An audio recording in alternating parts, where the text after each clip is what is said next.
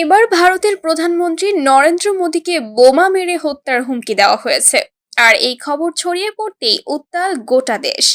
শনিবার 7 ডিসেম্বর মুম্বাই পুলিশের কাছে এক হোয়াটসঅ্যাপ বার্তা, তাতে লেখা, মোদীকে বোমা মেরে হত্যা করার পরিকল্পনা করেছে পাকিস্তানের গুপ্তচর সংস্থা আইএসআই। বার্তাটি এসেছে রাজস্থানের আজমির এলাকা থেকে।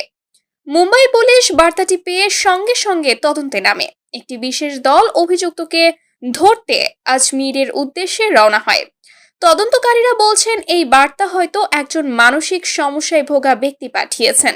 আবার এটাও হতে পারে যে মাতাল অবস্থায় এই মেসেজ পাঠানো হয়েছে। তবে পুরো বিষয়টি তদন্ত করে দেখা হচ্ছে। এই প্রথম নয়, এর আগেও একই হেল্পলাইন নম্বরে ভুয়া হুমকির বার্তা এসেছে। সম্প্রতি সুপারস্টার সালমান খানকে হত্যার হুমকি দিয়েও বার্তা পাঠানো হয়েছিল। এই ঘটনায় ভারত জুড়ে আলোচনা শুরু হয়েছে।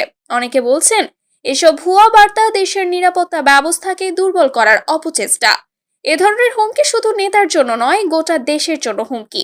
এর পেছনে বড় কোনো চক্রান্ত থাকতে পারে। এই হুমকির নেপথ্যে সত্যিই কোনো গভীর ষড়যন্ত্র আছে, নাকি এটি একজন মানসিক বিকারগ্রস্তের কাজ? উত্তর খুঁজছে ভারতীয় পুলিশ। আপডেট জানতে চোখ রাখুন আমাদের চ্যানেলে। আপনার মতামত কমেন্টে জানান। যদি ভিডিওটি ভালো লেগে থাকে তবে লাইক, শেয়ার এবং সাবস্ক্রাইব করতে ভুলবেন না।